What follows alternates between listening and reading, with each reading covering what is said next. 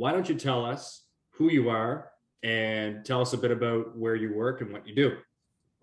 My name's Rob Policht. I am a firefighter in the City of Passaic, assigned to Ladder Company 1. As a firefighter, we do all of our response training, your basic house stuff. But also, when I'm not working, I'm a volunteer fire chief in my local community, where I've had the exposure of working with this ring rescue with training as well. So it's been good to see it both in the urban environment as well as the suburban area to see how this tool has really benefited, the man versus machine aspect of fire service. How important is it to you to preserve sentimental property for individuals? Mm. A ring could mean everything to somebody. A necklace, a pendant could mean everything. Obviously, we're dealing more with rings here, but I mean, it's huge, and you have to preserve that. Everybody can cut, everybody can learn to cut something, no problem. But if you have the capabilities of keeping that jewelry, that memento, that life item together, it makes a huge difference in their lives. Yeah, I couldn't say it any better myself, my friend. So, what type of ring removal cases do you see or have you seen? Uh, so as we've quoted the angry finger, we've had a couple of those. The patient tells you, no, nothing happened, nothing happened. It's just swollen. And, you could feel that creaky of the joint, that it's swollen and there's some little tiny particles of bone movement around in there. I had one of those. Then I'm going to mess up the word. You know it better than I, so you have to jump in. But the when you get a little older and the bone starts to calcify and get a little thicker. Osteoarthritis. Thank you.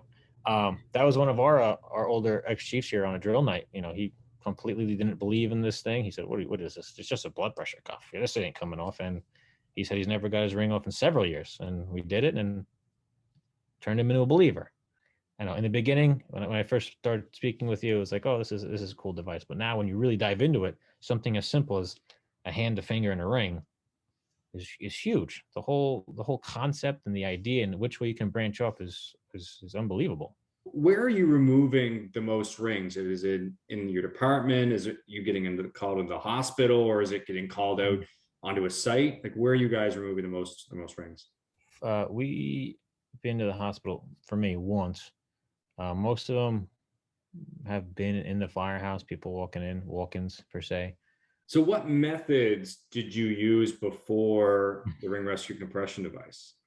All your standard basics, lubrication using soaps, using cooking oils, kind of lathering it up, the rubber band trick to try to get around it. I was always a fan of the non-rebreather strap to try to create compression, to try to fish the end of the strap through to kind of corkscrew it off. Thinking about those other methods, so were there any downsides that you used to feel with those other methods? The biggest one is obviously if you tried the basics, you tried to lather, you tried to do a rubber band or a compression string, and then obviously finally you would attempt to cut. Obviously, cutting sometimes can freak a person out. I mean, you're talking about a some sort of a rotary tool like a Dremel, if and that turns into let's be honest, a three-person operation. You have one person holding the hand steady while they're talking to the patient. One person's trying to cool the ring or whatever object we're cutting, and then you have a cutter. I mean, you're taking three people to one. Plus, anything can happen because you can't control the person's movement. If they freak out and twitch their hand, you might nick a finger with a nice rotary blade, even though you have shims and all these precautions in the way. So, have you had any, ring removals that stand out to you that, like one of your most significant ring removals? Is there anything that comes to mind? Honestly, as cheesy as it is, when we had when we did that train the trainer here, and one of our ex chiefs, I mean, this guy is great knowledge, wealth of knowledge. Just those older senior guys that like to break your chops. Completely did not believe in it, and you can look at it before he was playing with it. He's like, look, this thing's not coming off. This is not coming off. Then we didn't even do much. I think it was only three rounds of compressions. It was quick, and the thing slid right off. And that, his facial expression is what stands out the most because, this guy is a seasoned, well-known wealth of knowledge. And for him to be kind of shut down and turned into a believer just like that makes a huge impact on the culture, the training, and the product, and people understanding why we are, so into the research and development of developing our equipment and our capabilities out there. So true. And so that's a great segue into, so how did you receive training Hmm. for new ring removal solutions as of now, or how do you receive training for ring removal now, or have you? One thing that I was doing years ago, I took a couple man machine classes when I was a lot younger than I am, and I ended up doing my own thing. I mean, I've written a couple articles on some elements of man versus machine stuff, and what I learned there, I brought here. I used to work EMS as well in the past, where now you look back, there were calls that happened. Now that, like I said in the beginning, now that you're aware of ring emergencies, it makes you think a little bit different. But we just went off of what I learned there and how we were learning in the field and what we did in the field. There was no concrete training. But then once we got into the ring rescue, obviously you guys, did an awesome Zoom call with us to go over things. And I mean, the older crowd and younger crowd, everybody was interactive. For everybody to be engaged in discussing it and understanding the traditional way now with the ring rescue way, it was good to see that there was actual engagement and people understood pros and cons of each, and that this was a good thing we're working towards, developing a less destructive way of removing rings. Would you, first off, would you recommend the device, and what would the main, if you would, what would the main reason be for it? Definitely recommend it to everybody. Police, fire, EMS, obviously, depending on how your jurisdictions work.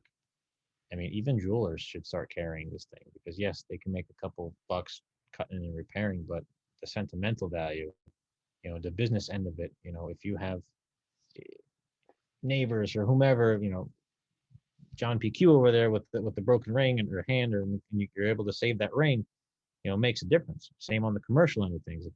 You can maybe you bring them in if you remove it and don't completely destroy it. I don't know. I'm not a businessman, but it's simple, it's small, and it's affordable. And people don't think about that when everybody just wants to straight to the Dremel. Yes, the Dremel can be used in a lot of applications, but you never know whose ring you're removing. So, one of my last questions really would be, would you give any advice Hmm. to fellow firefighters on ring removals holistically? Train, train.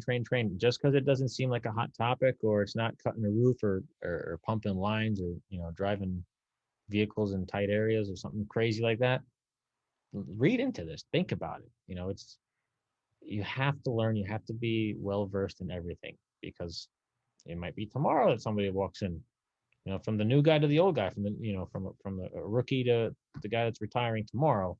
You have to know what's going on. Even weekly I get texts from colleagues and friends that are like, hey, what do you think about this?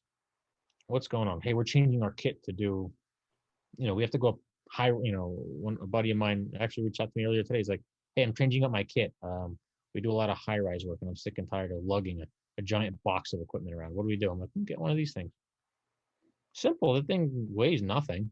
It's already a nice, tiny package. Take it. What are we waiting for? There you go, man. Well, thanks for taking the time to talk about, Of course. ring stuck rings holistically and ring removal. And we appreciate you taking the time, Rob. Yeah. Thanks for having me.